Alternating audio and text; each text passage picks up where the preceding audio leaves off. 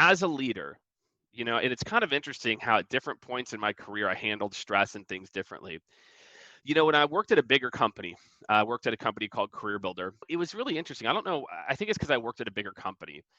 I I was able to go into a leadership role and take more of a long-term mindset to that role.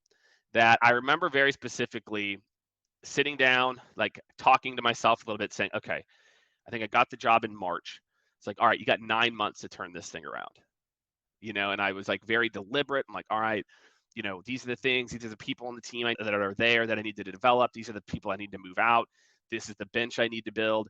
But I was able to take a more long-term approach. Well, then fast forward, I remember, 4 or 5 years later, when I took over as VP of sales at Glassdoor, it was like me, I brought another guy with me who had worked with me before, and it was like, go hire 40 people immediately and go figure all this stuff out. And so the stress was just like completely different.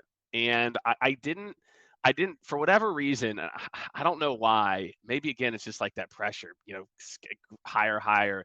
I wasn't able to take the same like 6, 12, 24 month horizon mentally. And so why I'm sharing, some of this with you all today is that, look, we're living in a world right now,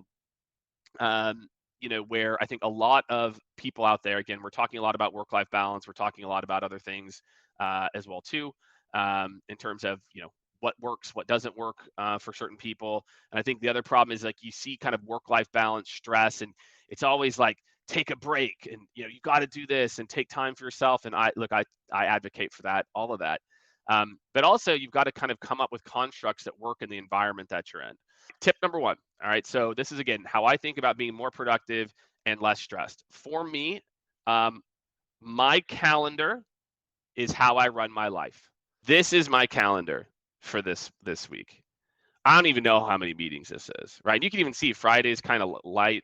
Do I have a haircut in here in case any of you were key? I don't know. That's maybe 50 meetings. There's my men's league basketball. I play in a men's league basketball team. 50, 60 meetings. And for a lot of people, I think that that's like, what? Like that's stressful. And for me, it's fun. Like it's literally the opposite. Now, trust me, I don't like to sandwich like 3 weeks in a row necessarily. But you'll see there's like days in the middle that were a little lighter, etc. But for me, having it all in the calendar relieves all the stress because I'm like, oh yeah, when am I going to work on that? So I'll block out internal work time. So I don't just, you know, block out meetings I have, I block out internal work time as well too.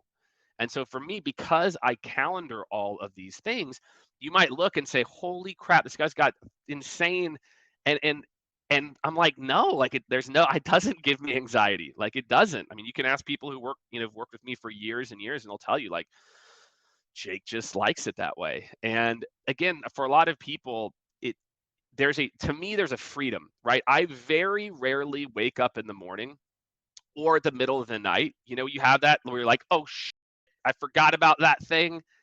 And no, my calendar takes care of it all. So if I know I got to get something done by XYZ, it goes in the calendar. And then the other thing that I do too is with my calendar, like I'll give you kind of, this is my like my 1B tip. So if 1A is calendar everything, like 1B is cancel or like move meetings that don't matter anymore. Like how many times you get some thing you booked from like 3 weeks ago, and then you're like, man, that stuff doesn't even matter anymore.